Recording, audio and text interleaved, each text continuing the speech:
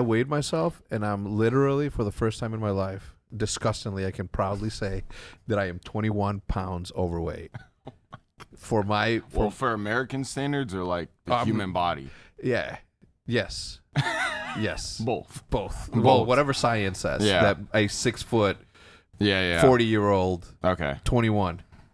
Which is incredible to me because I see myself I might be way more than that. I see myself in the mirror and I'm like, that's a good looking 213. Seth is about to be 200. I think he passed 200 pounds. Dude, I'm at 237. Are you really? Yes. No, I have skinny arms, skinny legs, but everything else is. What do you know about skinny fucking arms? Everything here, look. I have no muscle in here. Here. Yeah. Here. Yep. And here. Yep. Same. My butt stays firm though. Dude, you know what I didn't even know after they took that I just pinched my fat. Accidentally. That Champs photo or the Champs shirt photo. And then they showed the back of my neck, and I was like, "Oh my!" It looked like mine. No. Well, literally, I did this. I was doing they told me look up, and I had like a fat crack. Like literally looked like an ass crack. That's not fat though. I think that's just like you growing like a mane, like a lion. Yeah, but it looked pretty fat. I literally told them alphaness. Yeah, but my shoulders are round. Because I'm skinny fat. You look like a Ninja Turtle. You want to mute his phone in the meantime? Oh, don't read his texts. The thing about me is that this last year has been super stressful for me. Yeah. As good as I make it seem, like there's been a lot of shit in the background that's been going on. Yep. That I've just been stress eating. Like nonstop, just eating the best of the best. And Same. I haven't done really any physical activity, which sucks. Yeah. Aside from shooting like free throws and 3-pointers out in my porch, nothing. Same. I gotta change that. You gotta change that. I've walked. Yeah. But you know what's crazy about us? We just look big boned. We don't look fat. Yeah. You know what I mean? Yeah. No offense to you fat boys out there. Friendly fire. We're all in the same boat. Sinking. Yeah. No. I mean, I've been. Dude, the biggest thing for me is I gotta start drinking 0-calorie like energy drinks because I drink a lot of energy drinks. And are you guys sponsored by anyone right now? No. I don't know if we can talk about that. Okay. Yeah. Well, I was gonna say you can take a bunch of those 0-calorie game fuels if you want. I got boxes of that shit. And you don't what? Next topic, please. Yeah, you know the thing. I'll talk about it later. for me, is food. And then I see Rob. Have you seen Rob's new body? Rob Turkle's new body. Why are you saying like he got a new one? Well, he got a new body. That's not his like. He was a fit dude before. No, I've seen the photos. Okay, so you have seen. Yeah, bro. Like I went shooting with him. Mm-hmm. What's the longest sniper shot you've ever hit? Because it wasn't 925 yards like mine was. No, he didn't have a target that far. Yeah. The furthest one when I went with him was like 835. We should go next weekend. I'm down. I'm gonna set it up. You meet Damon, we'll go. I've been trying to buy a scope off of him, but like trade a scope for a pistol that I have, sell it, like trade it, and I don't know. And then I think he went like elk hunting or something. He did. Or he went to like a month. Africa. He probably went to Madagascar. No, New Mexico. No, he probably. What about New Zealand? He told me New Zealand to find the goats. No, the Orakai. The Orakai. Yeah, from Lord of the Rings. Yes. No, I don't think he believes in that. You don't think so? No, he's straight up like, I don't don't watch think movies. So? No, he's like, he doesn't watch what? He only watches like military movies. Like he watched the Lone Survivor or Last Survivor on Netflix. Yeah. Like when we went fishing, where I caught that beast. Yeah. What beast? That one. Oh damn! That's a big ass fish. 8 pounds 4 ounces for freshwater. Yeah. Yeah. Yeah. When are you gonna do white sturgeon fishing? I want to go. I want to go because it's in like the Seattle northwest area. Yeah. And if Jude wasn't afraid of bears or didn't like the trees or didn't like there's nothing there. There's I want to live in the mountain. I want to be able to. I want to see fog and pine trees. Like that's actually what I want to do after all this. Yeah, I want to move to somewhere in the woods or the wilderness. Yes, I'm talking like, you ever seen the opening scene of Shooter? Yes, of course. Or not the opening.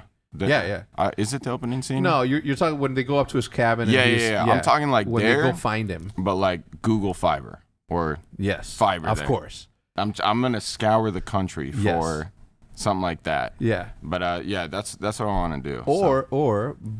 Or what we can do is that we can team you up with Rob. We come up with a brand of weapons and we create our own shit. And then we fucking sell arms to arm dealers. Oh my god! Have you ever seen how dope would that? Have you seen that movie? What? The arm dealer one with Nicolas Cage? No, that was good too. No, that's Lord of War. Yeah, what I'm talking about. You're talking about the Miles Teller. Yes, the Miles Teller and what's his name? How the fuck do we forget his name? Jonah Hill. Yeah. Such a good fucking movie. War Dogs. Thank you, Yeah. Matt. Quick shout out to the sponsors of this episode, DoorDash and Full Sail. We'll tell you a little bit more about them later. But I do too. I want to be in the mountains. I want to have a fiber, and I want to have like a not a septic tank, but what do you call the drain? What do you call that? Plumbing, I guess, where I'm able to flush flushable toilet. Well, septic tank does that. Yeah, I guess a septic tank would be that. It's just like you got to clear it out. I'm not clearing shit out. The only thing I'm clearing out is this body. Okay? You're going to pay someone to do that? Yeah, of course. Oh, man. I'm about to have to do the same. The one thing I will say about that, and you know this because you've been to Aspen, is that crossing the street, everything that you do has an effect on your lungs and on your breathing because of the oxygen levels. Yeah. That just like tires you out. So that's something that I would have to get used to. But I do, and I tell Jude all the time. I'm like, I'll show her pictures of like these wilderness photos of a cabin in front of a lake, and do that. So the reason we're talking about this is because white sturgeon. That's what I want. Yes. Eventually, I will go do that. I think we're gonna say deep sea fishing, which I have done, and I've caught a 400-pound. I've probably done that more than you have. What, white sturgeon fishing? No, deep sea fishing. Yeah, I've only gone once. I've gone like 6-7 times. No, I've gone once, and the one time I did, we had 6-foot swells. So as the boat would rise and it would drop, like there would be a second of separation, right? Because of the gravity. And if you're hooked onto a 400-pound fucking shark, what happens there? And you're not strapped to the boat. All you have is Rob Turkla, who at the time is not as buff as he is right now. You have 200-pound me, 170, 80-pound him, trying to hold you and a 400-pound shark. Yeah. I'm never doing that shit again. It would take literally 30 seconds for me to go overboard, be so deep in there that by the time I figure out where my knife is to cut the shit out, I'm dead. And then I'm their food. And that's what I fucking get. You know what I mean? That was like a... That was a good story. That kind of reminded me of what was that? Have you seen The Other Guys? The Other Guys, yes. Will Ferrell was talking about the tuna and the lion. Yes, that was kind of like a story similar to that. I just watched that. I was sort of following, but and then you lost me, and then I got back on again, then you lost me again. But yeah, I see what you mean. No, the scary ones are the tunas, man. Why? Those things are like 1,200 pounds, and they're fast as fuck. They're all muscle. Every fish is all muscle. Yep. I think the biggest one that I caught, I think it was like 350. It was what are those green? They were green grouper. No, it was in Mexico. Tilapia. Tilapia is. I think it's tilapia. Tilapia is more this color. Was it? No, it wasn't that then. Search up green Mexican fish. Yes. Green Mexican fish. I think it was. All I see is fish in salsa verde, which looks good. The this one. Yes. It's what's it called? Like green jack? Oh no, that's the different one. Here. Big green. Literally, it was like 9 hours long. We didn't catch anything for 8 hours. In the last hour, we caught like 6 of them.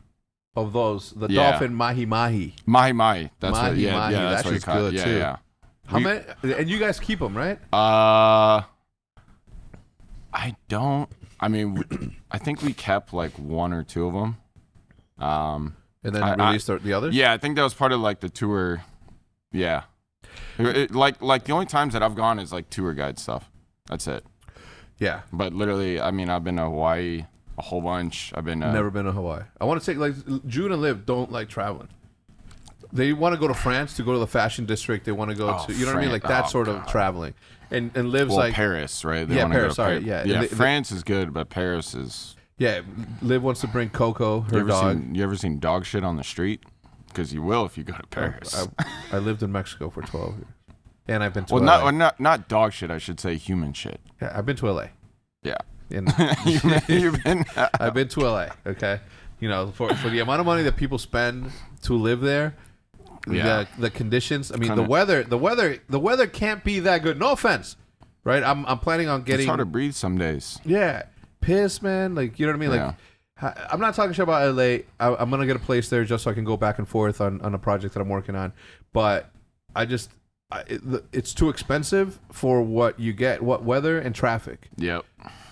And people. People. Well, we hate people. Let's talk about the negative. Okay, people. A bunch of them. Traffic. Right? Then you have earthquakes. Yeah. Then you have fucking fires. Yeah. Then you have like fucking 54% taxes. Did you hear about the redwoods? Yeah. Burnt, dude, that's crazy. Fucked up. Is like like all of it gone? No, I don't think so. But isn't that what is it called? That species of pine that's all connected? There's this one species of pine I don't know what you're talking about. That is connected. Like it's a massive pine organism. Massive pine organism. Oh, wait, no, I know what you're talking about. I've seen this in a video. Like you know me, like my YouTube videos are, the recommended ones are weird, like factual stuff. Yeah. And I remember seeing the largest organism on the planet is like a whole bunch of trees connected. Yeah. I think that's what you're talking about. Yeah, that is what I'm talking about. Yeah. Yeah. It's like, or I don't know if it's trees, if it's just moss. It's something. It's something, but yeah, I was like mind blown because it was like 2 acres worth of land that the organism was just living on, and it was like one organism. Yeah, one organism of pine tree. So it's a pine tree network, right? It's the aspen tree. That's what it says is one. Thanks, Maddie. Maddie, is Joe Rogan's guy Matt too? Or what's his name? Jamie, Maddie, same fucking thing. You know what's crazy when I was asking you about keeping or releasing the fish is that when it comes to that, like, I'm a massive hypocrite. I've said it a bunch of times. Like, I won't kill an elk, but I'll eat the fuck out of what Rob killed. You know what I mean? Like, he'll send me like beef and ground beef and all that. So where I was going with that is that yesterday I watched a movie, a documentary called My Teacher the Octopus, or My Octopus Teacher. My Octopus Teacher. Have you seen that on Netflix? No. You got to. What is it? It is a long time ago, a couple of years ago, I heard a theory that said that if octopi were able to live longer than 15 years, that's what I remember, 15 years. I ended up finding out that it's actually 15 months. That if they were able to live more than 15 years, that they would be the dominant species on planet Earth. That's how smart they are. Really? And they're able to get in so many different places that, I mean, you've seen them escape through a little fucking hole off that boat, right? Yeah. Anyway, this guy was scuba diving, not scuba diving, he was snorkeling, went down to a place, saw this weird octopus, he saw this living shell of like a million little shells just like that. And he's like, what the fuck is that? So he goes with his camera and points at it, and then immediately the octopus looks at him and then fucking drops all the shells and fucking scurries away. And he's like, what the fuck? He's like, immediately you can tell when an animal is acting different than what an animal should act. Yeah. Like, you see, you have, as a human, you have this good intuition, or this assessment that you can say whether or not something is intelligent. You see yourself in it. Anyway, the story is incredible. I'm not going to ruin it for you, but this fucking octopus is fucking smart as fuck, bro. Like, smart. And it's just one, right? And it was, the lifespan of it is like 12 months. You should watch it. It's fucking incredible. I didn't know they barely live that long. Yeah, me either. When I remember, I thought it was 15 years. It's actually 15 months. Yeah. And they die giving birth, essentially. And I was like fucking mind blown because of the cleverness of this animal. And they're saying that none. How do I put it? This is, what do you call an animal that doesn't have bones? What do you call them? Yeah, no, I know. I know the beak in like an octopus is the only bone. Yeah. Yeah. So whatever that is. I don't know what it's called. Yeah. Like an animal that doesn't have that shouldn't have its brain shouldn't be as smart as it is, right? Yeah. But they have almost the same intelligence of a cat or a dog. Yeah. Right. But it goes further than that if they were able to learn and whatever. Yeah. Anyway, you should watch it. It's an incredible story. And what's fucked up is that as I was watching that, I'm like, I can't eat calamari again because I'm like, like this is. Well, calamari squid. You're good on that. Octopus squid. Okay. Yeah. There's sometimes I've had octopus. Yes. Not me. And I've had calamari, and they taste like similar, but they're a little bit different. Okay. Yeah. Okay. Good. Yeah. Okay. Calamari's still on the menu. Calamari's still on the menu. I'm psyched about that. Anyway, bro, you gotta watch it. I don't even like. It talking about the fish, it made me think about this thing that had. Yeah. You got to watch it. The more I want to talk about it, the more I know that I might ruin it. So I'm just going to leave it at that. But it was one of those situations where I was like, I felt more for the animal. Yeah. You know what I mean? Like I didn't it's fucking insane. I was watching Maneater on Netflix. Oh yeah. And I've seen clips. I've seen GIFs. So I see the dude like bowing up. Yeah. And then here comes this massive fucking elk from around the corner. Yeah. And I'm like, no, like trying to help the fucking animal get the fuck out. Like everybody's there to see fucking this guy kill the fucking animal. I'm trying to fucking save this thing, but I'll eat the shit out of it. So I'm a hypocrite when it comes to that. Okay, let's start the show there, Crimmy. How's your year been? Champion? Redemption story? It's been like a roller coaster, man. It's been crazy. It's been, the lowest of the lows, and then it was weird, man. Like the month after, or 2 months after, people just started disappearing. Like literally, people, and this is why like people are like, "Why are you salty? Why are you trolling?" Yeah. Like all this stuff. And it was actually crazy because, like, for me, it felt like 2 months after what? 2 months after the whole announcement video. After the announcement video. Ours? No, mine. Of you leaving? Yeah. No, I would say the Dallas Empire. Okay. Yeah. So right after that, it was like, I started seeing names just disappear from my chat. Okay. From tweeting me. Okay. All this stuff. And these had been people who had been like, messaging me, like hanging out with me, like, doing all this stuff for like years. Like I'm talking 4 or 5 years. And they just started disappearing. I'm like, what the hell? And not disappearing. They just weren't ever like tweeting me, weren't ever supporting me, like anything like that. Yeah. And then I sort of realized like, yo, I wonder if they'd never even like liked me in a way. And then I'm like thinking, wait, that's a good thing. You know what I mean? Like I basically felt like 2 or 3 months after that not half, but a lot of the fans that I had playing under Optic were just liking me because because Optic, because I was on the team that they liked, because I was playing with the people that they liked. And for me, it was just like a huge realization of like, not in a way, it was not like screw those people. But it was just like dude, trust yourself. Yeah. Like, you don't need them. You only need yourself. Yeah. You only need the people that, are supporting you. Yeah.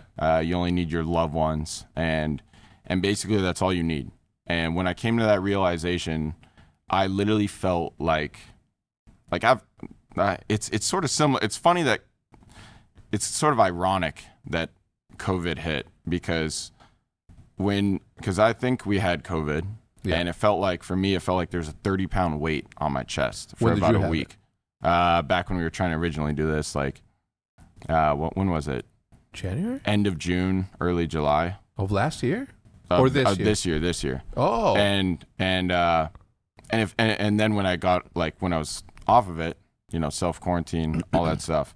And if it was like the same feeling, it was literally like someone took a weight off my chest. Yes. That's what COVID felt for me. Yeah. If I had it. Yeah. But in the same way, like after those 2 or 3 months went by, and then all those like borderline fake fans, after those all went away, that's literally what it felt like, just a weight off my shoulders in a way. And for me, it was like, and that's when I sort of went rogue. Yeah. You know what I mean? Yeah. That's when I sort of am like, all right, let's just troll him. Yeah. Let's just bait him out. Yeah. And for me, like people think I'm like being salty and stuff, and for me, it's just sort of it's funny. It's funny to me because those are the same people who literally, I would say, almost went against everything that I stand for in terms of like this is a team. It's not an individual group of players. Mm-hmm. You know what I mean?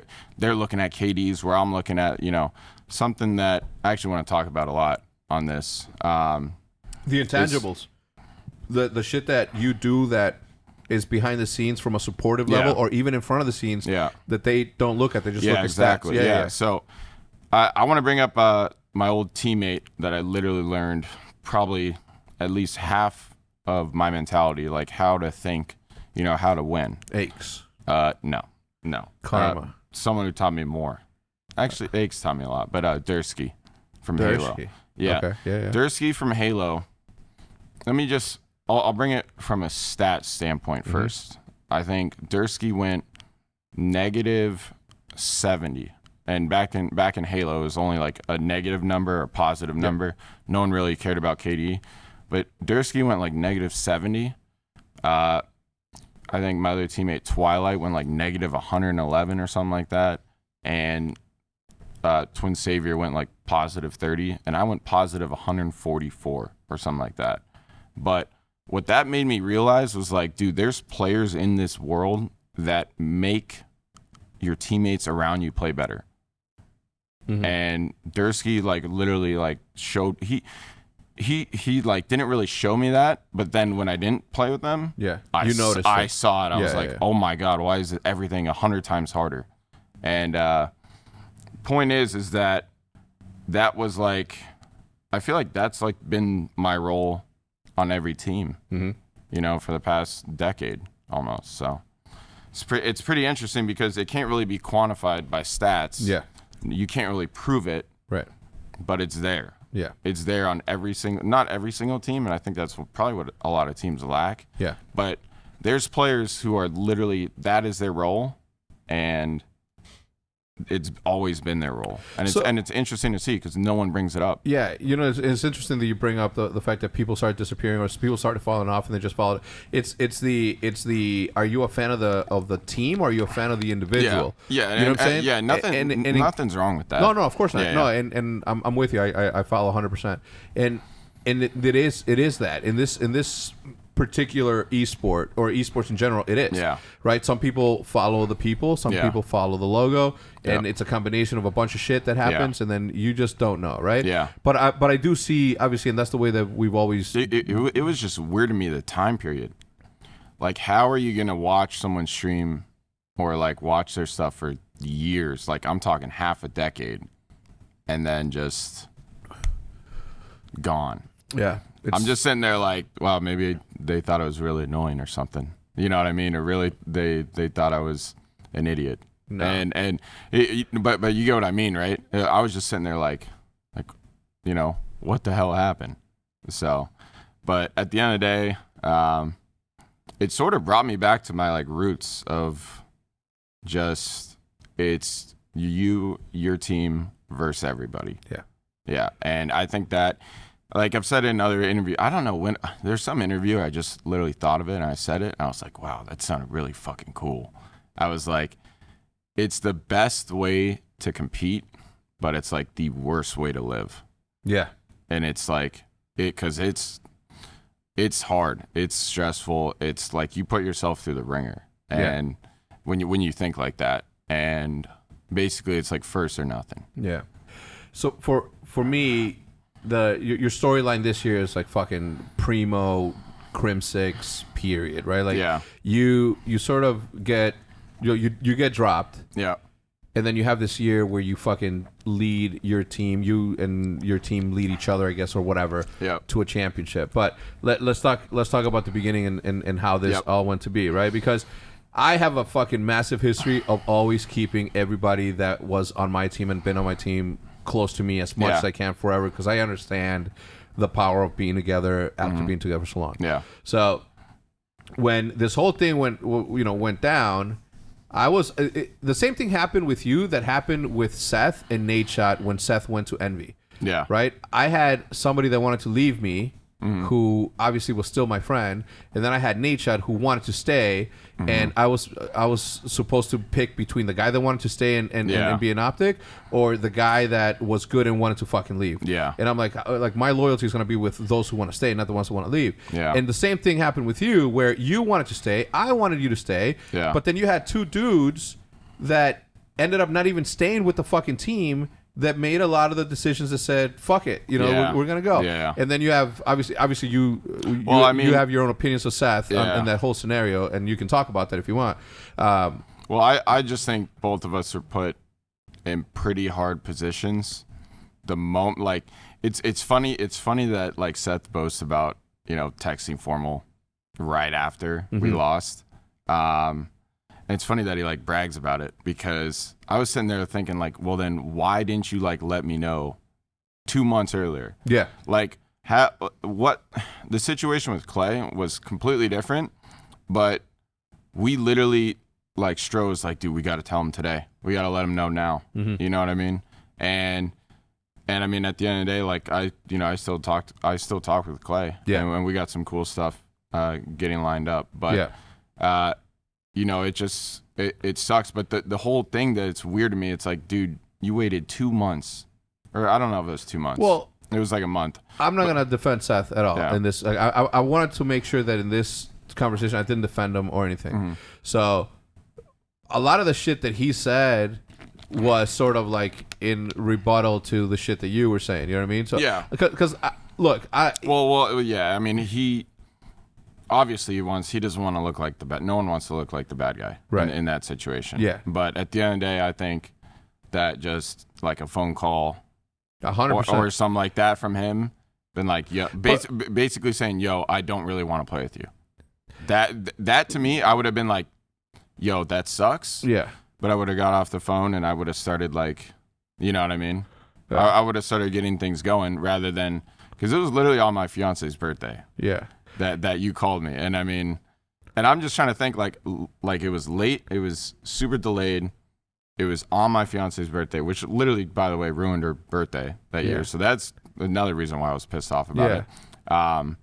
But yeah, I mean, and nobody told Dana to be born on that fucking day. No one told her that. But what's funny is everyone talks about Black Ops 4 champs and all that stuff. And I don't think I've ever said this, but you remember, like, I was sick that day on Sunday. Yeah. And leading up to Sunday, I've played incredible. And I don't know what I ate, but I've played like sick a lot.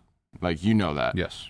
At the final versus you guys, I was literally coughing up blood before we played you guys. And I've played under so many different conditions, but like stomach stuff is completely different. Yeah. Like, because when you feel like you're gonna throw up, you start cold sweating, you start like feeling, or you feel really hot. Cold chills. Yeah. And it's like what happened with the 100T when Preston. Yeah. What's his name? Yes. Yeah. So it was like I was feeling so bad that if we had a sub, I literally would have subbed myself out, and I would have said, if you win, you take the prize money. Yeah. And I was like, literally, it was that bad. But no one wants to talk about that. No one, people just want to talk about KDs and stuff. But like, knowing me, like, that takes a lot to say. That I would have been like, yo, I feel fucking terrible. Yeah. I do not think I can play well today. Like, sub me out. And that's like if we would have had that option, I probably would have taken that, because that's how bad I felt on that Sunday. Like, and it was so weird to me, like, what happened, because I was just thinking, like, dude, not today. And I barely ever throw up or feel sick in that regard. Like, I used to have what's it called? Acid reflux. Yeah. Gastric reflux. No, it's acid reflux. Yeah, there's two different types. Heartburn.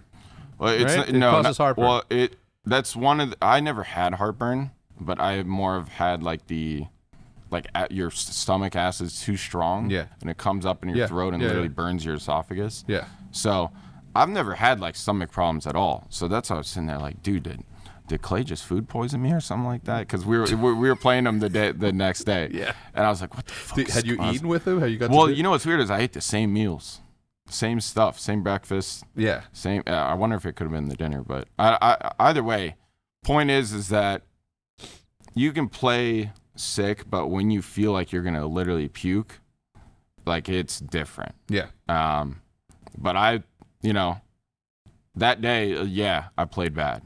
You know what I mean? No, well, during Black Ops 4 you're talking about. Yeah, during Black Ops. I think everyone played bad except for Seth. And I mean, that was like but it's funny that all the blame is like pinned on me for that shit, because it's like, dude, I legitimately, like, people looked at me and were like, dude, you're pale. Like, are you good? And I was like, no. I said yes, but I did not feel good that day. That day was terrible. But stomach stuff is completely different, dude. Yeah, 100%. Completely different. Yeah, you can have a fever and you can still, you know, it's better, obviously, right, for dexterity. But it is those situations where you're doing the above and beyond shit, right? Like, you're doing the study and you're doing this thing, like all that shit, all the play calling and all that, like, that doesn't get heard by the fans. Therefore, it doesn't take into account that, you know, that's a set, you know, like, if you say I'm gonna peak middle, and if you die and you put your team at a deficit of 1, but you're able to give them all of the information in the world so they can win the round, that never gets taken into account. All people say is like, oh, this motherfucker got first blooded again. Yeah, like the whole. I have the Pristini last, like, the fucking round 11 in my head in that scenario. Yeah, it's it's funny. Looking back, I remember I messaged Brandon about this. Last year, when everyone's, you know, roasting me about can't gun Octane. Yeah. Can't gun Slasher, right? I'm sitting here, like, thinking, dude, those are two of the best ICRs in the game. Yeah. Arguably but they're on the same team. Mm-hmm. Our team doesn't even have a second ICR. And I'm sitting here thinking, like, the comms, what I was saying was, yo, I need a second ICR. Like, someone please help me out and do it. The comms should have been, like, even from my standpoint, should have been, yo, let's pull out 3 ICRs. Mm-hmm. Like, outnumber them. Yeah. Because the other players aren't so much of a threat as those two are.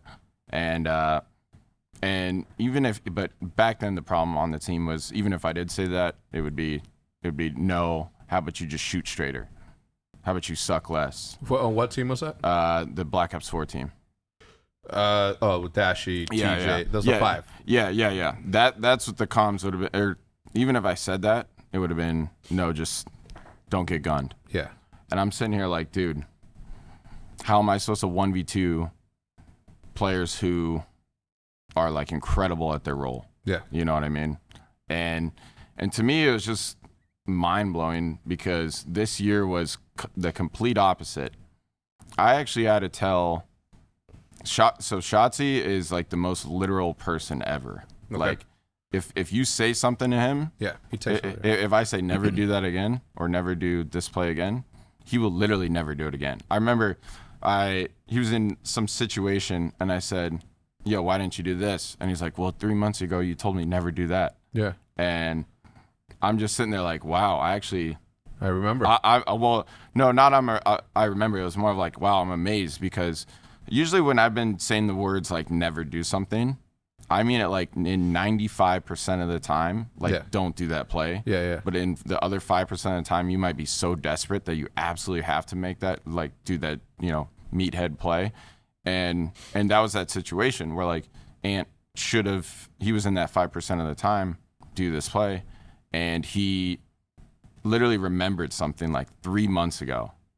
And that's how crazy that our trust in each other was. Yeah. Too. Yeah. Because I've never even dealt with someone who listened to me or took in information and remembered it, and, like, daily remembered it. Yeah. On that level. It's crazy to me. Frosty, a couple of years ago, I don't know when it was. I think it was when they didn't win the championship, but he called it. He said Shotzi's the best fucking first person shooter ever. Yeah. Like, better than anyone. Dude, ever. You know what's weird? we did reaction time test. You're better. He is like bad. Yeah? Not bad, but like but I was sitting there. Well, you know what? There's some factors in. Like I was on a 240 hertz monitor, so was Kyler. Mm-hmm. And then I don't know what Chaozu was on, but we had like CS:GO mouses, Valorant mouses, and his was like 216, and I was like, no way, dude. Like I'm sitting there like, no way, because like I think so. It's humanly possible, supposedly, is like 120. Mm-hmm. And 120 milliseconds. That's the fastest. That's the fastest. But I was the average is 215. What? Reaction time. That's what the average is? The average is 215. Okay, I know that because I looked it up in Call of Duty 4. Yeah. And on Crash, I would go top sandbags and look into bottom 3-story. Mm-hmm. And I would always put my cursor like on the farthest right. Yeah. And then because in my head, I'm like, the second that I see something, if I push my trigger, my brain is going to fucking send it. I'm a nerd. I was a nerd back then. Yeah, but... They thought you were a nerd looking for fucking nades and shit. But, Ant was doing like 200 plus. And the rest of us... I hit the lowest, but I think I was trying a lot harder than anyone else. Because it takes like five clicks into account. 0.25 seconds is the average reaction time for humans. 0.25. 0.25. Oh, so 250 milliseconds. Yeah. But yeah, I was hitting like I hit an average of 126. But I was hitting lower, like one of the numbers, and it's like there's like the pre-clicks that you can do that's like cheating. Yeah. But literally, I got all 4 of my numbers, listed, and I had the ones under 120.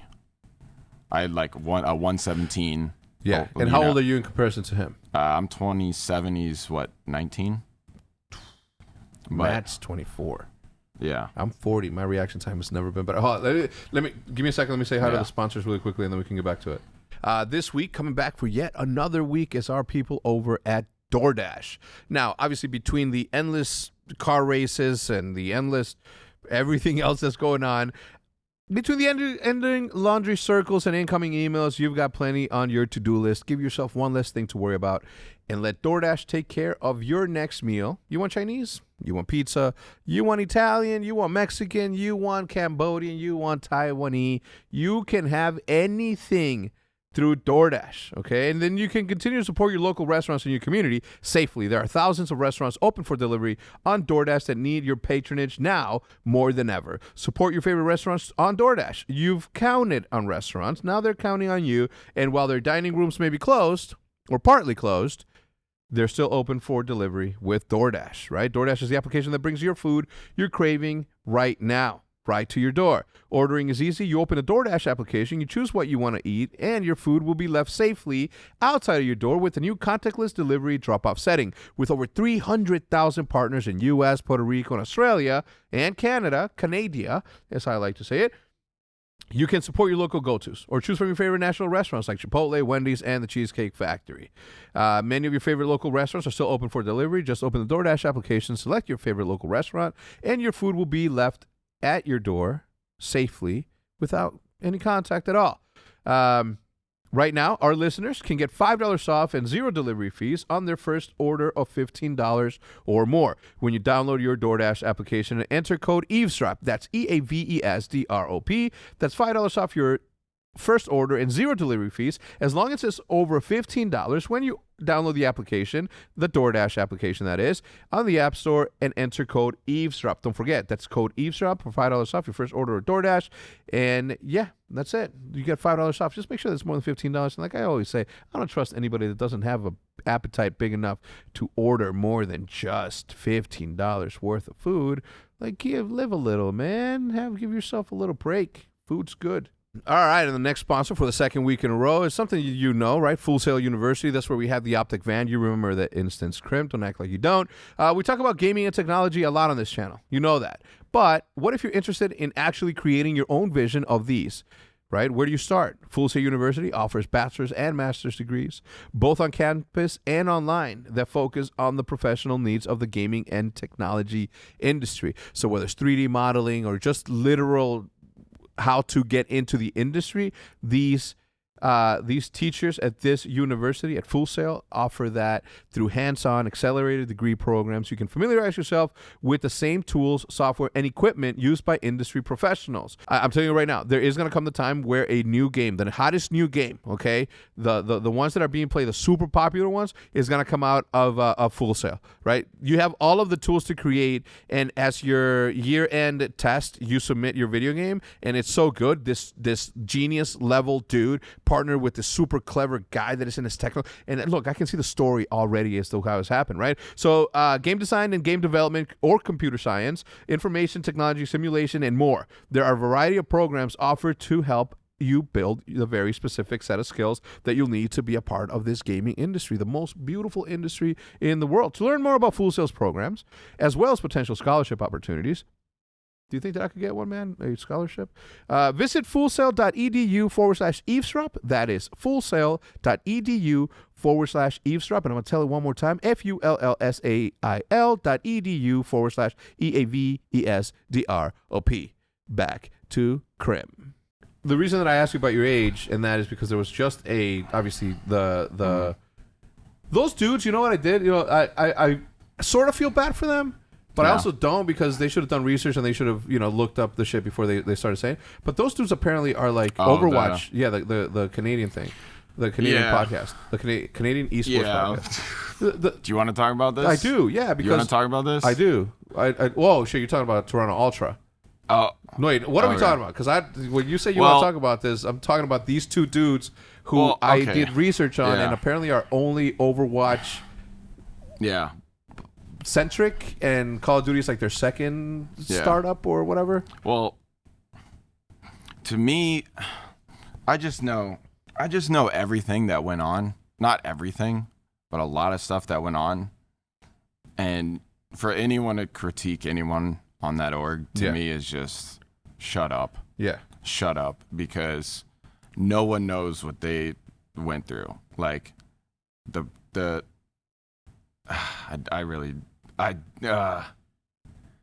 let's just say the whole team was on a leash. Mm-hmm. They were. It was a bad. From what I heard, like Brack wasn't the only one, and to me, it's just insane to me. And it's like, okay, public stuff that's out. Cammy, CleanX, contract renewed. Mm-hmm. Why? No one's asking why. Because they were, borderline AMs that just got it picked up on a pro team for probably dirt cheap. Mm-hmm. Even though that those two players, which I think were honestly incredible. Yeah. They were really good. They were really good. Yeah. They were really good. CleanX too, but Cammy, obviously sniper stood out. Yeah, no, CleanX would go he'd have crazy games. Cammy was what I thought was I thought at one point it was like me, Clay, Priesta, and Cammy. Best M4s in the game. And, it's just funny that their contracts got renewed and then everyone else's didn't. Mm-hmm. And it's just convenient.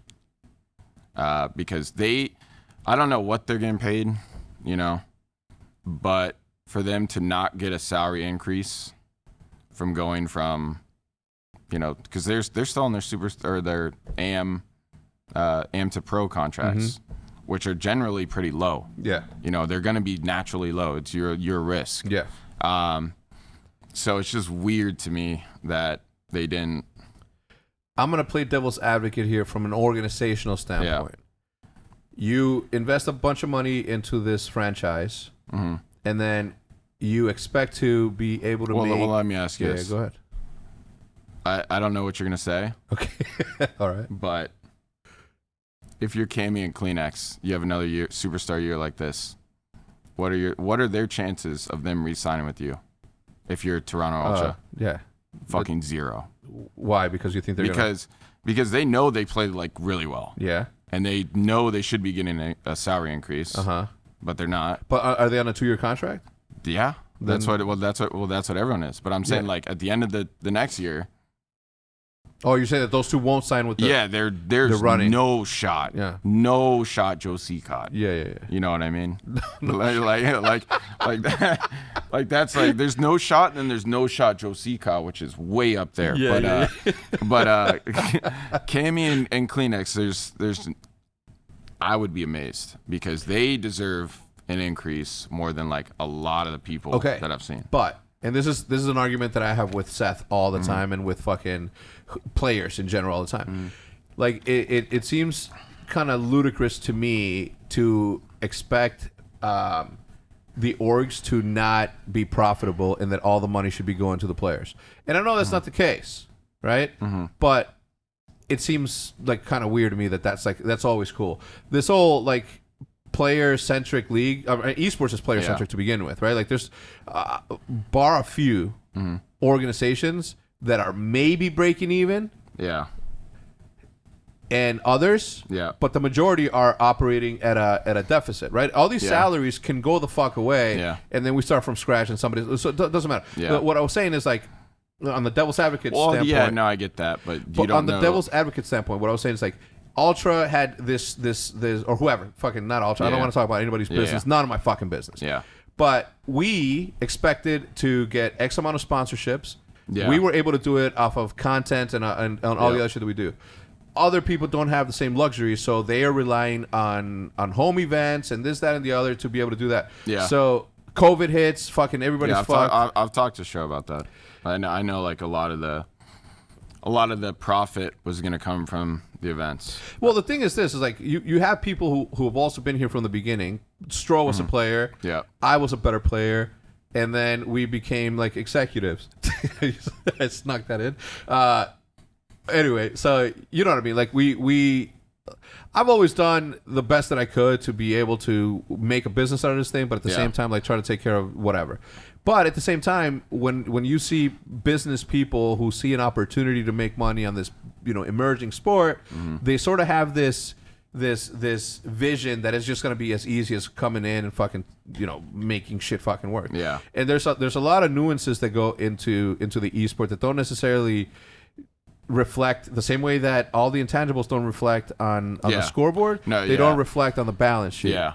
So no, I get that. I mean, there's probably a whole bunch of stuff that comes into play. Yeah. On how to like profit off of all this.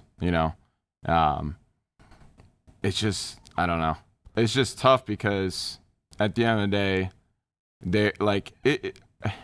I'm going to tell you my rule in esports. Yeah. Players, fans, yes, and then orgs. Yeah, because so what I was going to say, because if it puts you in a spot where you have to decide, do I profit or does my player get what they deserve? Yeah, your answer has to be the player because as an owner, your money's in the exit. Yeah. They can make you money. Yeah, you know what I mean? Yeah, and that's what I think a lot of like orgs don't understand is that, and that's why to me the whole prize cut stuff is if your team is playing well, if your team is winning.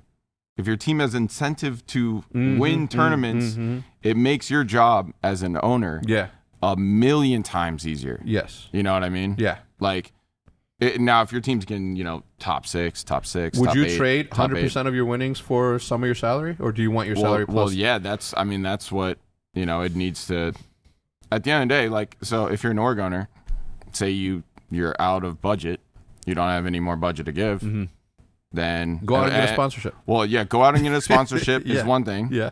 The other thing is, drop your prize cut percentage. If you can't pay them more, just increase the prize cut or decrease your prize cut, increase the player's cut. Yeah. Because at the end of the day, the players got two prize cuts. They got the org and the tax man, the mother loving IRS. Yes. That's why Texas is so fucking Imagine winning. Wait, so where was this based on? Like, if you won the championship here in Texas, does that mean that you claim it as here, or was that a California prize pool? This year, what, champs this year? Yeah. Because I hope it wasn't in Cal. Shit. Think about that. Don't piss me off. I'm not trying to. I'm just trying to raise awareness, buddy. No, but Yeah, and then, man, speaking of that, I want to bring up what Tommy and Tish did. Tommy and Tish. Yeah. So, like, our subs. Yeah. They originally had, like, a 5% cut from the winnings. And we sort of realized this, like, yo, if we win champs, like, that's a lot. A lot, yeah. That's $50K each. Yeah. And, well, I think it was 2.5 each. Yeah. 5% combined. Yeah. But we had them sign an amendment that they didn't need to sign. And, you know, they could have just taken the $50K and be like, you know, whatever. They were stand-up guys, and they're like, yeah, nah, we didn't they were compete. stand-up guys. They didn't want it. Like, I remember Tommy, I completely, you know, because we were gonna get Ray the whole entire time. Yeah, we were just waiting for his like visa stuff to happen. Yeah. But Tommy was like, yo, I contributed at least a little bit, you know, for the opening events. So we're like, oh, yeah, you did, like, you know what I mean? And Tommy was actually one of the best coaches I've ever had. Really? Tommy, cool. Like, I think it was in the final or I think it was when we were playing the Ravens semifinal. We lost, like, first map, and then the second map. And then he came over, and everyone's like, where the hell, like, what happened, like, where did he come from? And Tommy just came over. He was like laughing on the mic. We're down 0-2, laughing on the mic. He's like, dude, you won't believe what happened. Like, you're gonna go back and watch that and just laugh and be like, that was insane, that was so unlucky. Like, you guys did nothing wrong. Yeah. And immediately that was like reset. Like, we were like, all right, next map. Yeah. No more bitching about that, no more thinking about it. Like, so he kept you guys to be like, that wasn't fault. But it was like, yeah. It wasn't like a moaning. It wasn't like oh man, you won't believe what happened. It was like like, dude, they just got so lucky. Like, you won't believe it. Yeah. Like, you know, it was one of those, and that immediately. What was it? A spawn? No, I think it was like a timing. Yeah, it was like a Azir cave yellow ramp. Yep. Someone was running up it while someone went underneath it. Yeah. Same time. Call of Duty timing. Yep. But yeah, probably one of the best coaches I've ever had. You know. So they said, well, we contributed a little bit, but we don't deserve the full. Yeah, I think that's how do you handle that, right? Like, no. So we gave Tommy the cut, and then what was really cool was Stro gave him a huge bonus out of the org's cut. Yeah. So, like, a huge bonus. Yeah. And then I think they're all getting rings too. Yeah. Tommy tweeted out, he's like, I'm the first European with a ring. Ooh. He's like, suck it. Tommy. Okay. Now, when you were saying Tommy, I couldn't put Tommy. Oh, yeah. Tommy, I'm talking about, yeah. Tommy. And that's dope, man. Yeah. Good dude, that guy. Yeah. Super good dude. Yeah, he kept, you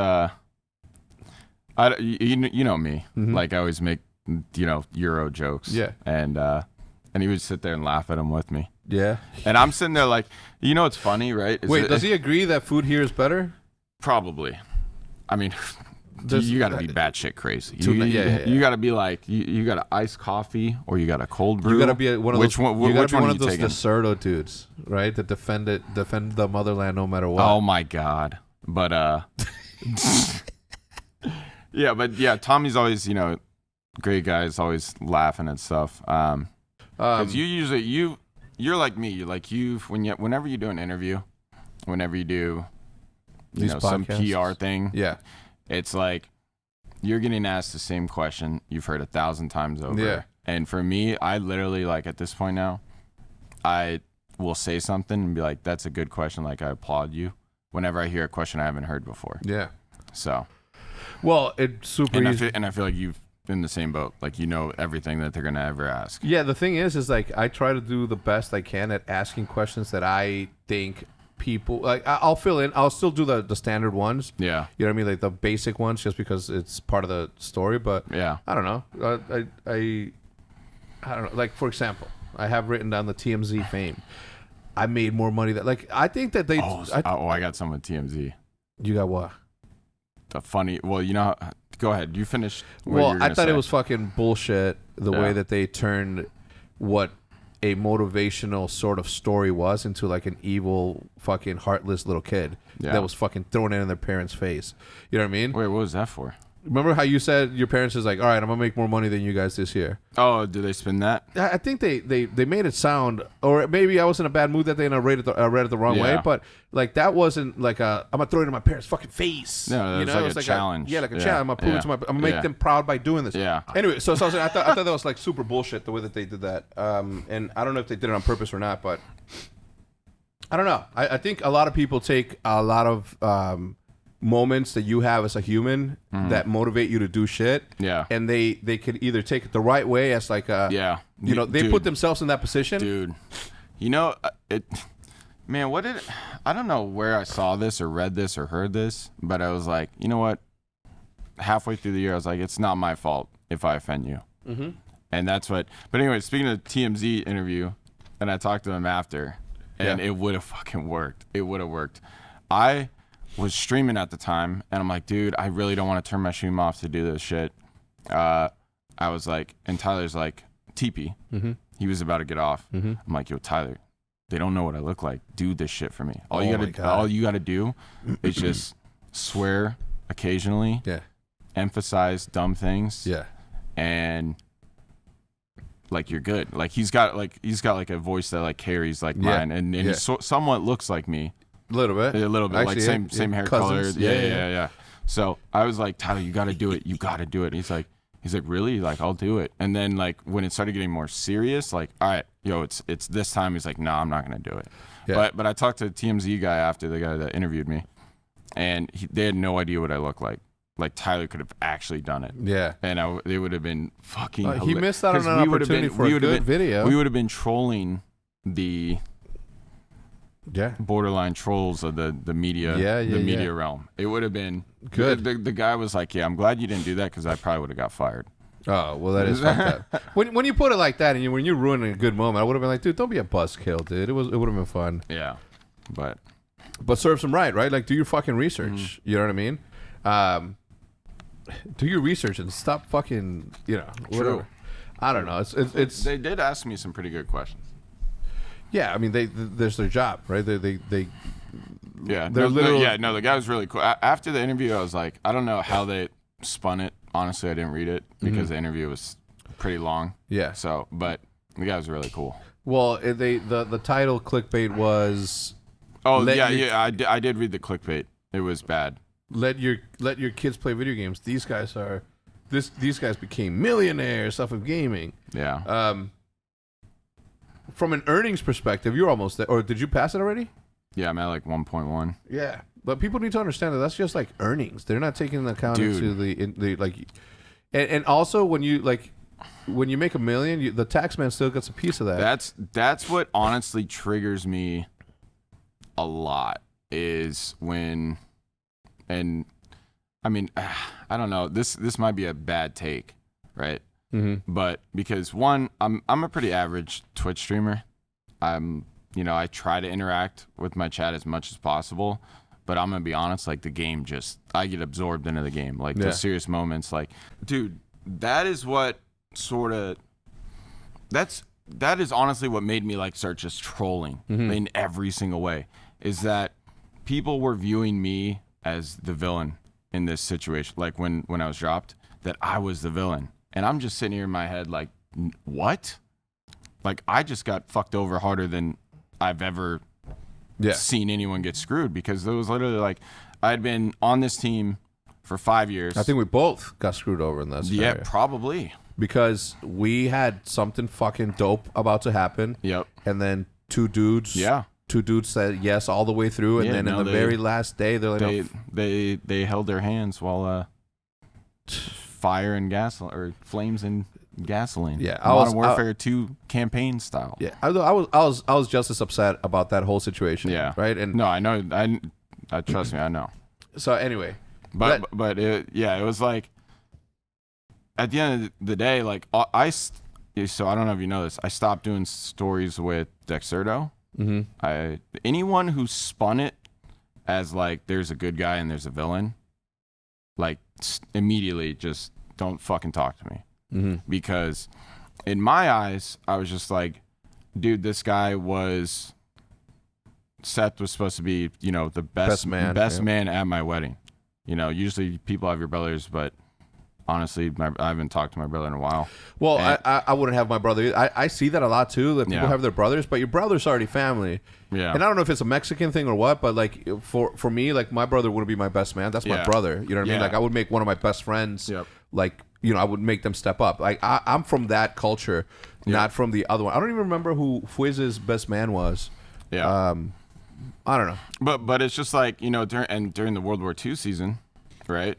Like, you know, he didn't. That was probably his worst season. I'm pretty sure you'd agree with that. I think it was probably his worst year period. And all encompassing, not just fucking video games. Like his, you know, his lifestyle wasn't fucking anything that I approved of. Yeah, you know what I mean. And it's just like and it's like Sam and Zinni got dropped, and I mean even Formal. Like people thought we dropped Formal. No, he wanted to go to LG. Yeah. He was traded. Yeah, he wanted to leave. He was fucking traded. Yeah. Yes, he wanted to leave Seth. And that's why I'm like, okay, so, and then at the end of the year, right, we get top 24, whatever it was, right? And like Sam and Zinni, one of them, you know, like they both probably didn't deserve to be dropped. And at the end of the day, like I stuck up for Seth. And not only was he like he wasn't undroppable. Well, he sort of was, but at the end of the day, like I had a whole bunch of offers too. Like, yeah, of course. Like I had a whole bunch of stuff, and I chose to stay. Like I chose the path of like loyalty, and I firmly believe like if you jump teams left and right, like that's terrible. Yeah, that's terrible. You lose a lot. You lose like almost like a characteristic trait of you. Yeah, of yourself. And people say that's my worst characteristic. Right? They fucking judge me every day for still being friends with Embo, still being friends with fucking Nick and these guys. You know what I'm saying? But I know what I do. Like I know what role they play here. Like they don't even know how much they fucking get paid. Yeah. And they're always saying it's too fucking much. Yeah. You know what I mean? Like they don't fucking know. Exactly. So anyways, I stuck with Seth through his bad year. And then if you want to take Black Ops 4 as being my bad year, like, and then he didn't do the same for me. So in my eyes, I'm sitting here like, how am I the villain? You know, makes no sense. And not only that, like, I took a huge salary cut in this whole transfer. Yeah. You know, because I was gonna take care of you because they had to buy me out. Yeah. And then, did they? I didn't know that. Yeah. They had to buy me out, so I took a cut. And then, it was literally like, what was it? I think it was at least 100 less. So, I mean, at the end of the day, it's like, it sucks, but I really don't think there was a good guy or a villain the whole entire time. I mean, maybe like afterwards, if you're going to talk about like trash talk and stuff. Yeah. But like, do you think it began there? That's where it began when you started trash talking? I think I got pissed the fact that it was being spun. That's something else that it wasn't? Something else than like me being the bad guy in this situation. I'm just sitting there like thinking, how the fuck is that possible? How am I the bad guy in this? You know, because it was being spun that way before I even said anything. You know? I don't remember. Like even our announcement video was like, which I mean, I know you guys will meme it and people will be like, yeah, that was cringe. But I think it was pretty fucking... I thought it was dope, yeah. I thought it was... Because I was like, dude, I don't want some slow motion walking. Like, you have my crossed arms. Like, I'm, back towards the camera walking away into the sunset. Some corny shit like that. Yeah, I was like, let's do something different. Like... Yeah. It was good. It was a good... Like, it's like a mini documentary. In any other situation that I think that could have been like one of the best shit fucking ever. Like even your narrative and the way that you your story, that shit was fucking... We spent like 4 hours on like 3 minutes worth of... Just just in a dark room with the mic like this. Look, like I will say this: like Envy does have like fucking super talented fucking video people and editors, like 100%. Corey, shout out fucking Kane. I don't know anybody else. That's the only people I know. Joe Fries. Yep. Yeah, Joe Fries. He was here the whole year. Yeah, he was here. He's. I had him here for the podcast. He brought me some. Anyway, so yeah, I still hope at one point or another there will be a mending of the fences. I don't know how long it's going to take between you and Seth, but I know that like he I know that he liked us as a friend. I know you liked him as a friend, and just shit gets in the middle, and at some point or another, like both of you are gonna need to get over that, or not.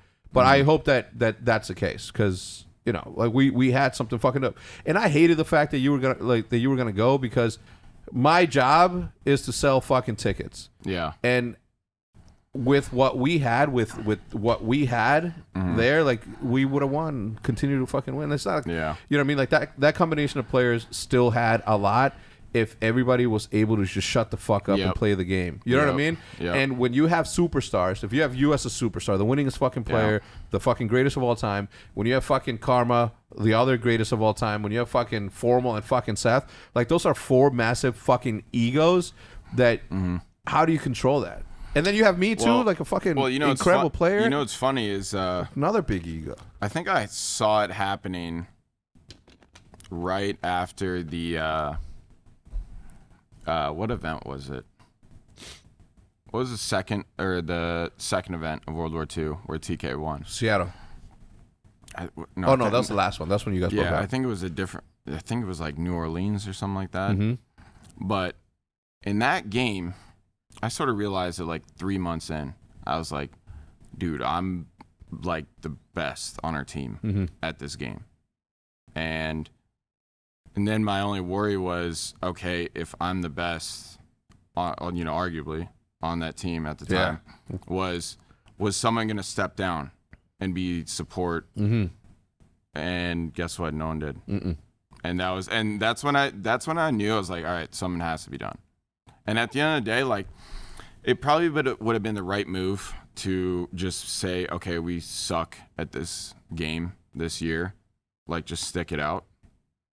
And that would have been the right move, in hindsight, even after that whole situation went down, all that stuff. But that was what I was thinking. I was like, okay, I feel like this is, my game finally. We're back to boots after playing, our team had only played jetpacks. Yeah. And now we're back on boots, and I'm like, I'm really fucking good.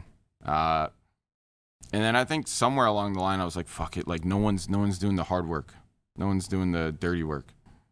And I remember trying to do that. And then it was like, no one was getting kills. And I'm just like, oh my God, dude. Like, someone please, like, pull the flags, not plant the bombs.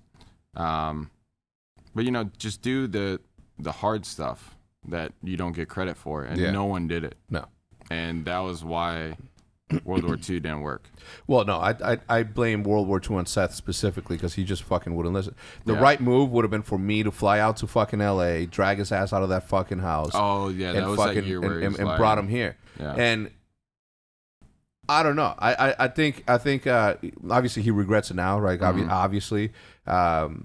But that was partly like, and the other thing is like I was going through my own shit with the other shit. Yeah. Right. That was like year one of seeing shit happen. Yeah. So I'm worried about that, trying to handle that shit. I'm trying to get this spun up so that you guys have somewhere fucking cool to fucking play. Yeah. And then I have to go fucking do like all this shit. So I think it was just like one of those. Wait, what was it? Was it like fuck 2018? Was 2018 the shit that everybody hated, and then 2019 got fucking worse, and then 2020 is fucking COVID? Like we've had 3 pretty fucking shit years. That's an org, I guess, or it's me. But I don't know. I think the blame during World War II, and whether he showed up at champs or not, like that shit doesn't matter. Yeah. Like I think it was more of a mental block that he was going through. I think even if he did show up, our team wasn't that good. Yeah. Our team was good, but you throw us in a tough spot. Yeah. And we choked every time. And that was why I was like, that's why I say, like, even though, that where we got second of phase and then Seattle or whatever, like we still, like in hindsight, we still should have stuck. Yeah. Yeah. And that's why it's like, dude, people, like there's rarely any changes that you swap one player out for another and your team like completely evolves. Yeah. Like that, like usually sometimes that happens and it'll make like a team slightly better, slightly worse. But rarely ever does it be like, wow, that team, like, for example, our team, when we went from Too Quick to Clayster, like, we went from, at the end of the day, we went from getting 4th and anywhere between top 4 to first every tournament. First dynasty, yeah. And at the end of the day, that's barely any. That's like that's 3 spots. But rarely ever is a team gonna go from like top 12 to first on one roster move. And I think we were getting like we were getting top 8, top 12. Top 12, yeah. Yeah, we were getting bad placings like over and over. I was gonna say top 16 because I think you guys came 14th one. Yeah. But let's do 12. Yeah, but that's why Formal wanted out. Yeah. Which I couldn't really blame him. I couldn't blame him either. Yeah. The way that shit the way that whole thing fucking went down. Right? From us saying, well, you're not hanging out with us and that's affecting it, and him being like, what the fuck, that's bullshit, that's not true, and I guess it's not really if you think about it. Yeah. And then there's a lot of finger pointing that I would say that this year on my team that it's still true. Nobody it's COVID. How can you hang out? Well, we'd still like just bullshit. Like, dude, we'd play for like 4 or 5 hours a day, but we would watch VOD leading up to champs. We'd probably spend like at least 10 hours a day together. Every day. Yeah. Fuck. And like even if like the scrims were over and we weren't watching VOD, like we'd be going to the 10s team speak and just like messing with each other and hanging out. Like I'm convinced that if our team stream scrims, people would think like we were the funniest team imaginable, because you have like 2 like smart ass arrogant people, me and Clay. Yeah. Then you have like 2 borderline, they're smart but like just robots, IRL idiots, as I like to call them. You think that they're more robot than you were, more robot-y than you were? Dude, they don't like guacamole. Ew. What do you mean? Like avocados, or they don't like it. They're like, dude, I don't like the substance on it. Like Ender and and what the fuck do they eat? Dude, hot dogs and fucking chicken wings, like Nate shot? Glizzies, bro, glizzies. Yeah, glizzies. But I'm a big hot dog guy. Yeah, but and then Kyler, people don't know, dude. People don't know shit about Kyler, and I didn't even know. I'm in the pro scene, and I don't know shit about him either. Like until teaming with him. Yeah. Dude, he is smart as fuck. Yeah? Like, dude, his quick math is... Like on a domination match, he'll tell you? Dude, so here's the situation. This was when we played 6-minute rounds or 6-minute halves. And we're up by like, I don't know what it was. It was like 47 or something like that going in the half. We're in a 1 cap. They have 2. And it's like a scrim versus phase. And I remember he called it at 4 minutes 32 seconds. He's like, if we hold this, we win by 1 point or something like that. Like he called it at like, he didn't call it like 4:30. He didn't call it at 5 minutes. He didn't call it at 4 minutes. He's like, if we hold this the whole time, we're gonna win by 1 point. Yeah, he's like, we're gonna win by 1 point. And you see FaZe start playing like defensive. Like all we need to do is hold a 2 cap. Yeah. Because we win with this. Yeah. And then they started to realize like 30 seconds out, like, oh shit. Yeah. We're gonna lose. Yeah. And then what do you know, the score, and we purposely held it. We didn't try to push the 2 because we're like, all right, Kyler, let's see if your math checks out. Yeah. You know what I mean? And we didn't neutral B. Yeah. They never neutraled C. And we won by exactly 1 point. And the FaZe was like mind blown. They're like, what? Like, they're like, who? They were asking us like, who did that? Who figured that out? Who did the math? Yeah. Yeah. And because we were literally playing defensive. In his head, or did he pull out a calculator? No, in his head. Was he like, Siri, how many points? Dude, his dad. Shit, I don't know if I can talk about this. His dad works like he does like rocket shit for like NASA, JPL. Yeah, yeah. Now he's in some other secret shit. Don't talk about. Yeah, bro. Yeah, genius level smart. Yeah. And then like Olivia's dad is pretty smart too. I can't tell you 3 + 3, dude. Anyway. But yeah, people don't really know. And dude, he's hilarious. Is he? Yeah. He's always seemed like the super quiet guy. Yeah. You know what I mean? Like I always see him. He's just walking, just always with a purpose, always going somewhere, and that's it. He says, I don't know if I can say this joke, man. Yeah, I wouldn't. I mean, just pass. Just tell me after. Hector already knows. Like, if Ian thinks it's funny, yeah, it's way out there. It's probably I'll find it funny. Extreme. Yeah, I'll find it funny. Let's talk a little bit about Clay, the situation there. I mean, going back to 4v4. I don't want to talk about the age necessarily because obviously that's like that's beating a dead horse. Like I don't think. I mean, if you look at when Virtus Pro won, was so dominant in Counter Strike, and granted, Counter Strike is a slower game, but the reaction time and thoughts and thinking on the spot that still applies, right? Yep. Do you? I mean, I don't think that you really lose anything. Like scientifically, that's for the average. Going up, or not going up, going down. It is yours. Yeah. Your reaction time. Like, dude, before. When I ran the test, I was getting like 150s, but now it's dude, I was the average was like 126. Yeah, but that's still insane. Yeah, but that's only one small part of the game, right? Yeah. At this level, at this level, everybody shoots almost the same, has the same reaction time. Yep. It is the mental fortitude to fucking stay calm and if you're down, to know what to do in certain scenarios, like all of the intangible shit. You know what's funny is. So I think FaZe was undefeated on Gunrunner S&D, like the whole year. Mm-hmm.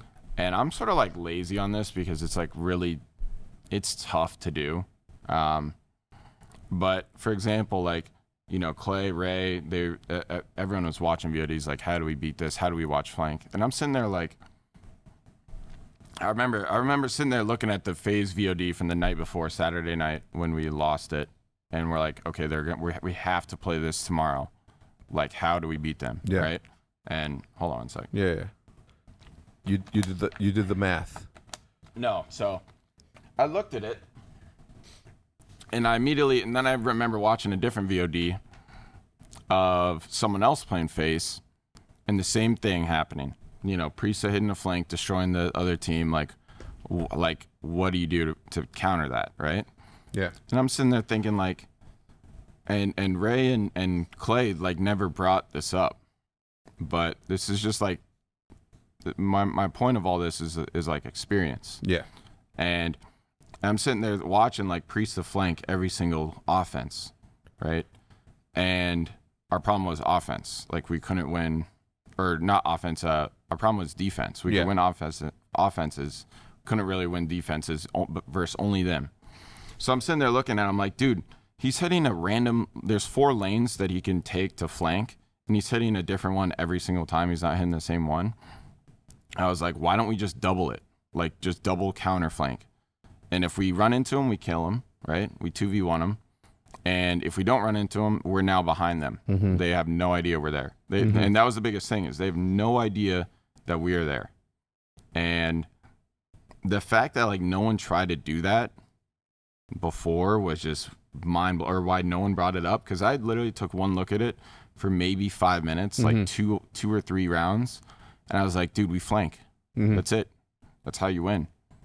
And then you notice, like, we do it at the start of the game, make them worried about it for the rest of the game, and they didn't look the same at all after those moments. But it was just like, because right there is like, okay, if he's flanking, like you can either, play. You have to play for him, but then how do you play for him? Yeah, and that's where like experience comes in. Is just, there's so many ways that he can go that you can't possibly watch all of them, and if you do, like you give up sides of the map. Yeah.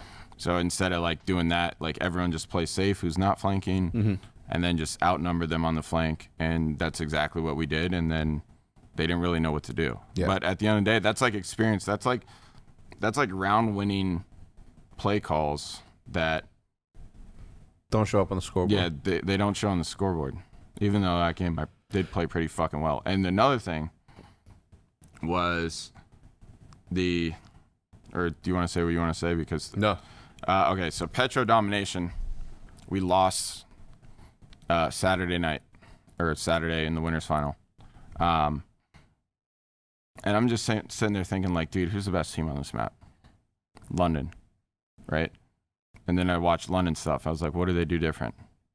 And then I saw that Dylan ran a trophy with the smoke. And the problem was with me and Clay running the trophies, we had to constantly throw him, give up a power position in the windows to throw him on B, and we would die doing that. So Kyler literally turned from like everyone thought he was a kill whore, everyone thought he was like never gonna win, this and that, and then he turned into an absolute like support player. I was like, Kyler, trust me, take trophy because you have smoke, right? And I want you to just smoke B out, put a trophy down, and run around in fucking circles. Because when Dylan Codd from the London Royal Ravens did that, like he's unkillable with an AR. Like it's like a hard counter to an AR. And Kyler did that. And then, he said he did it a couple times. It worked. And I just remember hitting the back button at the end of the game after we won. And I was like, holy shit, like I fucking fried. Yeah. And it was because he made that swap right then and there. Yeah. Like he made that swap for the team. He played worse with it, but we won the game. And like it literally made my job 100 times easier. Yeah. And that's what like that definition, that like finding that problem or that fix and then implementing it to the team was literally my entire career summed up. But I was usually in Kyler's shoes rather than mine. Yeah. Damn. I mean, that goes to show, right? But like we never practiced with that. Literally, grand finals shows up, we did it. And it was fucking awesome to see. I mean, again, and look, again, we fall back into the importance or the amount of importance that people put into these scoreboards and score lines and KD and K that. Like even when you see people rating people, like they immediately go to that. Like the people don't take into account whether or not someone's a good fucking teammate. Yeah. You know what I mean? Like people don't take into account like how like attitude and chemistry like goes a long fucking way. Yeah. No matter what anyone says, like it goes a long way. Because if you're not having fun, and look, you can say athletes that Kobe and Shaq didn't get along, and this, that, and the other. Like that's that's something completely different in my opinion, because you're there like all the time when you're practicing and when you're playing. Like you're a digital fucking soldier in there. You know what I mean? Like, and then I don't know. It's those things that are never gonna get taken into account, right? You can't teach someone how to be selfless. Yeah, you can't. But it's a trait. And that was one of the big things with what I was doing throughout the year was I was literally like borderline teaching the young guns like how to think, like how to not how to think, but how to win. You're molding them. Yeah, exactly. And there's like at the start of the year, Kyler was like, the event shows up, he's acting like he didn't give a fuck, like no passion, nothing. And I told him, I'm like, bro, like I may be a leader of this team, right? But Ant and Ender will always view me differently than they'll view you. You're like the middle. You're like their buddy leader, where I'm like their sergeant. Yeah, exactly. Yeah. So it's like, and I told and Kyler's like, dude, and what he said to me actually makes sense. He's like, dude, if I would have cared to this level with my previous teams, I would have gone insane. And it made sense to me. Like why? Because imagine trying to win like year in and year out with like really, really trying to win, but having like swapping teammates every single year, and like some year you're gonna get terrible ones, some year you're gonna get like okay ones. But Kyler never got like a really well-rounded team. When were we gonna pick him up? Remember? Going into Black Ops 4. Was it? Yeah. There's a conversation that we had where we got zoomed. We got zoomed? What's that mean? We got zoomed. What's that mean? You know what that means? We got flanked? No. The other reason. I don't remember. It doesn't matter. Yeah. Obviously going into 4v4, like everybody agreed right from the beginning that it should have never been 5v5. Yeah. I think and look, I don't even know how it would have been, there's a lot of things that we could have done differently. from a league standpoint, from an ownership standpoint, from a player standpoint. You know, in the way that we announced it. I thought it was fucking super bullshit that you guys didn't get a chance to enjoy that. Oh, dude. Because it was so bad. Yeah, because it's always been that situation with all easy. Like specifically, I can tell you that Counter-Strike is like the one sport that I fucking was super in love with, and slowly I started to fall out of it because nobody got a chance to enjoy their championship because next week there was another one up for grabs. Yeah. So whether it was EGL, then ECS, then whatever the fucking else, like it's whole bunch of E's. Yeah. Whole bunch of L's. Yeah. For the leagues. There's a whole bunch. I don't even watch Counter-Strike anymore. And I'm like, that was my first game I ever played. Man. Me either, dude. I mean, you know me, like, I literally bought a curved monitor, a giant curved monitor that was, you know, not really used for gaming. Yeah. So I wouldn't play Counter-Strike in the middle of the season. Like I remember I took my actual like 144 hertz monitor and put it in the closet to make sure that I like do not play Counter-Strike in the middle of the season. Like don't play it. And now like, you know, there is so many tournaments that I don't even know what I'm looking at anymore. I can't tell. Look, I used to be really good at telling you what player was on what team. Yeah. Like I have to remind myself that Rush, fucking Shazam and them are like right down the street. Yeah. You know what I mean? Like those are people that like, you know, that I could invite to come out to drinks or, I mean, obviously if this was back at normal, but I don't know, man. I think that this scenario like showed what one single life event that affects everybody can do to like everything. And we should have been way better at saying, you know what? Let's push the deadline of this, or let's push this like by a month. Yeah. And then everything that we did, there was no real rush to fucking go down that route, right? Yeah. But everything was so set in stone that everybody's like, okay, yeah, we can do it, we can make it happen. But I think that the right thing that we should have done is to be like, all right, anything that we have now, let's push it for that. Now I don't know how long it takes or what it takes from an announcement. This is a publicly traded company, Activision is. Yeah. So they have their duties and responsibilities to the investors, and the investors being the public that invest in it. So I don't know what it was, but I think that the right thing to do is at least push it a week, 2 weeks, a month would have been like and then we just got like we barely got any recognition for the win too, because the news went from, you know, Empire wins champs, and then less than 24 hours later, bombshell. You know, everyone's what team's being made, you know, this and that, and I'm just like, come on, man, like, I don't know. That's fucked up. You guys didn't get to enjoy it. It's fucked up. Because it was one of like the best days of my life to like one of the hardest days, because like me and Clay talked before, and we're like, dude, whoever, you know, plays better right now, and literally like I believe like if I didn't show up in the finals, you know, especially on like, because I showed up on our weak maps, their strong maps, and that was like the biggest thing. And at the end of the day, like, I mean, I don't even know, like if it would have been me, I would have been like, that's fine, you know. Because literally I felt like both, like everyone deserved their spot, everyone did. Well, you guys won, absolutely. Yeah, and it was just like the shittiest thing, because someone said it was like whoever they would have dropped would have been the wrong person. Yeah. And the fact that news was like right after, and we were in that situation where anyone who would have got dropped was the wrong person, was like literally probably one of the worst days of my life as well. So it went from best day to worst day like instantly, because, you know, I've been on our first team, Clay. With Clay, and we might have to retire the hashtag.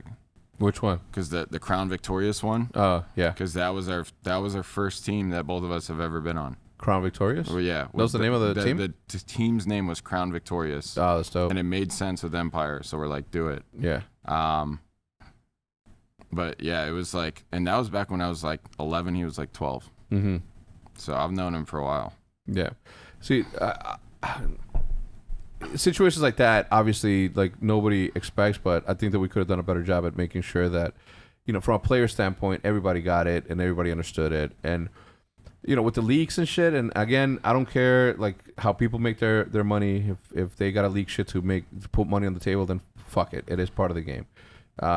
But in situations like that, I think that a lot of times people don't consider like the ramifications of dropping news before people should get the news. Yeah. You know what I mean? And you know, when I heard, I woke up to it. When I heard that shit, I was like, God damn, that fucking sucks. That day after. Yeah. And I didn't really think about it, right? Like I didn't think about it until I saw what was happening, and I'm like, that's fucked up. Like we should have done better. Yeah. Like immediately. So I don't know. I think it's everyone's responsibility from an ownership standpoint, from a league standpoint, to not do that ever again. Yeah. You know, and I think that we learned a lot from this year, and I think that, you know, going into this, you know, 4v4 situation that we're going into, I think that it's going to be good. I think that you guys, you know, obviously you guys have like the freaking perfect team. You guys came one, and it's up to you guys to get that 2-peat for the first ever. Yeah. But you know, you Clayster are proof that age doesn't fucking matter. If you play every single day the same thing that you've been playing, like there's really nothing that your muscle memory is gonna fucking give way. Yeah. You know, it'll be minimal. You will lose some, as you said, but it's not gonna be so drastic. They're like, oh, I'm too fucking old. I suck. I'm not ever playing this shit again. Well, for me, that whole age argument comes into the fun factor, because you know, you get older, you got more responsibilities, you got to start making more money off of this, and then but. Say all those, you know, prerequisites is met, then it just comes down to, do you enjoy the game? And it's like me and Claire both in those shoes. We're like, we don't really have, like, we have everything handled. Like we're getting paid enough to continue doing this. There's a future beyond this. Absolutely. There's, you know what I mean? We don't have to, like, I bought a house this year. You know, I've pretty much everything I could ever possibly need. You know, the only thing for me is just, do you want to keep doing this or not? Yeah. And for me, it's always been like, you know, whether I enjoy the game or not, I don't know, but I enjoy competing like more than anything. For me, like that, like the ups and downs of competing is what makes, you know, stuff like my day-to-day exciting. Yeah. And for me, like, if those feelings go away, then I'll be like, yeah, it's time to hang it up. But they haven't. So. The other thing is, like, up until this point, we really, like, esports wasn't at a level where 22-year-olds were able to make a living off of this thing. So they never really got a chance to see how far they could take it. You know, back in those days, by the time that you got 22, winning $700 tournaments was not going to make ends meet, and you were never going to be as good as you were as if you dedicated your 8 hours a day to your one craft. So now you're sort of in the position where, like, well, I'm going to continue to suck, and this isn't worth my extra time when I got to go to work and fucking have my regular job to pay these fucking bills. So up until one point, esports retirement age was 22, 23, because you're out of college and you have to get a job. Because gaming's not going to pay the bills. Now, if you're good enough, gaming will pay the bills. Now, if you're good enough and have a personality, or good and have a personality, you can make a living, you know, in other ways. So it's changed drastically for the good. You know, as much as people talk about franchising not being city-based shit or whatever like that or changing your name, I have my own opinion on that, you know, from the beginning. You know, that's just whatever. But that aside, like, there is a lot of money that's coming into this that's going to allow people like you who are older and people like all these, like, up and coming. Like, think about how often in the past were we ever able to see an AM step to the main stage and make an impact on a team, as we've seen this past year. That's crazy. From a competition standpoint, last year was the most competitive ever. Agree? Ever. Yeah. Agree. Okay. So I actually prefer some teams not like playing at every event. I think it's actually cool. Really? Because, and you know what I bring up for this? What? I bring up F1. Think about if Mercedes couldn't go to every single race. It would be a free-for-all. Those would be the exciting races. Yes. You know what I mean? Yeah. Those would be the races where everyone's wondering, like, who the fuck's going to win? Like, oh my God. Like, I guarantee you. So say you throw the F1 teams in our schedule. I guarantee you that the 4 events where Mercedes doesn't go to are the most watched ones by far. It's not even close. Yeah. Because everyone knows, like, okay, one of them's going to win. You know what I mean? Like, it makes things exciting. This year we had, every team but 2 teams make the finals. I mean, And at the end of the day, it sort of provides almost like you're sort of on like an off weekend, but you're also like watching with your team. We sat right here. Yeah. We sat right here. Pizzas. Yep. Beers. Yep. Watching. We started downstairs. I actually thought it was. I thought it was a cool dynamic. I think it was cool. I don't think we're ready for that right now. Yeah. You know what I mean? Like I think so? No, we need Empire. We need Huntsman. We need FaZe at every event to fill up seats. Yeah, I see what you mean. You know, like from that perspective, yeah. In the future, going back to this shit would be fucking dope. Yeah. You know what I mean? Because it was fun to just hang out and like shoot a little content piece here for Twitter. Okay, yeah. You know what I mean? Yeah, having live events is different. Yeah. Yeah. Yeah. Like, I didn't think about that. I was just saying in terms of like online stuff and you know, Twitch or YouTube viewers. Yeah. I think that was like the main thing on because, you know, some events where you see Legion in the final, everyone's like, what the hell? Like, what is going on? So at least it creates like an exciting like dynamic. Yeah. You know, like an unpredictability. Yeah. So, but at the end of the day, that unpredictability isn't really. It's not like based on skill. I think I just broke my neck. Fuck. Going into next year, right? Last year was the most competitive. Going into next year, where we like trimming the fat even more. Yeah. How do you think next year's gonna go from a competition standpoint? Do you think it's even more? Like, what do you think the difference is going to be from losing one player and shrinking the league by 12? I don't know. I probably don't think that much. Really? I think if anything, it might go the opposite direction. You think there's gonna be shitter teams? Well, no, not shitter teams, but you know how I was talking about, you know, people playing for, you know, V Lion Man player cards or, you know, KD ratios and all that stuff. Now there's more people gunning for your spot. We have. You know what I mean? So I have this one. You know, these cards. Now these cards, the second that they sent them to me, I'm like, wrong. The Team Optic. Who the fuck is Team Optic? Team Optic. Yeah. But if it would have been Optic Gaming at the top, I think that they I would have been okay with it. But the fact that they weren't, fuck that. Branding, man, it matters. But you know what I mean though, like there's more people coming for your spots. Yeah. But I don't know. I mean, if every team is at every event, then it's gonna be. The question is because I liked the amount of tournaments we played this year. Yeah. Every other weekend? No, we only played 8. I think we were supposed to be gone like every other weekend. Like, no. Are you sure? I'm sure. 8? I remember you guys. I remember seeing the schedule, and I was like, who did Hector call to get that done? No one. Hector calls no one. Get the fuck out of here, bro. I didn't. You played for me for 5 years. Did I ever fucking pull any fucking strings? Not that I know of. All right, whatever. But yeah, you guys went to Europe once. Yeah. We went 3 times. Yeah. 4 times internationally. One was the Toronto one. So I was like, Toronto's still North America. I'm sitting there like looking at this, but then I remember like, I like to travel, so I'm fine with that. I like to travel too. But then Clay's sitting there like, dude, what the fuck, man? Like, no, what sucked about you guys? What sucked about you guys is that you guys had London and Paris back to back. Yeah, but it was in between, so you had to go to Paris and then come back for a week and then go. Like if it would have been back to back like weekends, I understand. Yeah. Stay there for 2 weeks. Yeah. Whatever. Well, we were actually gonna probably have to stay. Yeah.